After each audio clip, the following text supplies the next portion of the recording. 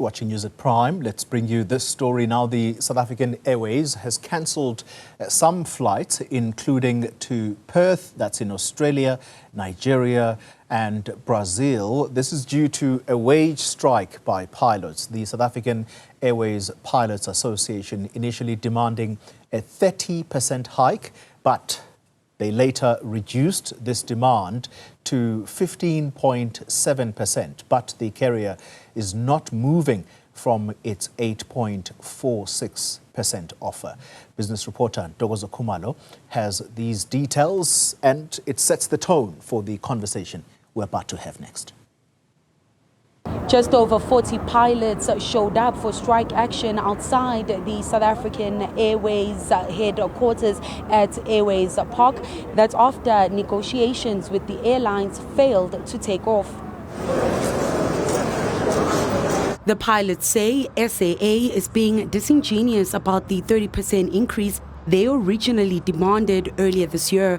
The Communications Committee Chair for the striking pilots, Ntokozo Khumalo, says the demands were based on money owed to the pilots. Having said that, it was an inflationary increase and the salary cuts that we endured pre-COVID. And then once the resumption of operations with the new SAA, the 30% was based on the equivalent of the company giving us 30% would bring us back somewhat towards the previous scales. But we were cognizant that the company would not have the money to do that.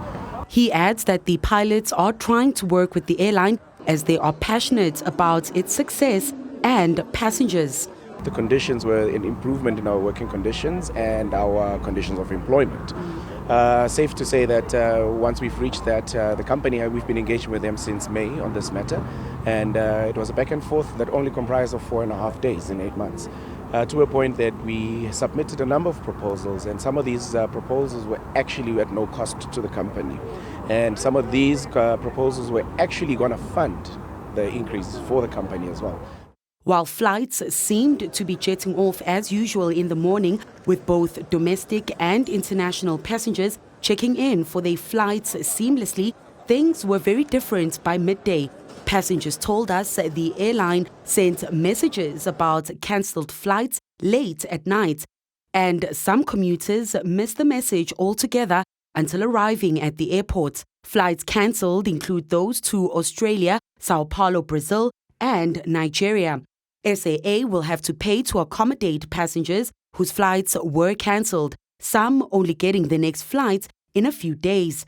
In an earlier statement to the media, SAA's interim chief executive officer, Professor John Lamola, said while SAA recently reported a modest profit, the airline may not by any means claim to be in a financially robust position, and that the current 15.7% wage increase demand will trigger SAA's decline into bankruptcy. We were awaiting to get a response to the proposal that we made, where we are saying, let us get these negotiations into a meaningful basis.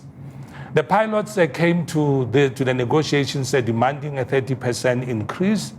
South African Airways has been able to offer 8.6% increase after the pilots came down to the 15.7% that were deadlocked on. We will continue to negotiate with them. They are an appreciated component of what South African Airways is. As we are continuing to talk to the pilots, and we are trying to shorten the strike as much as we can, because South African Airways, as an asset of the citizens of South Africa, cannot afford to go what it has gone through 5 years ago.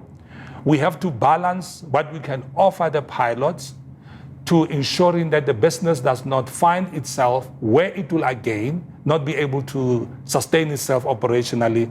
The pilots say they are willing to reopen discussions with the SAA, but that strike action will continue for as long as the airline does not come to the party.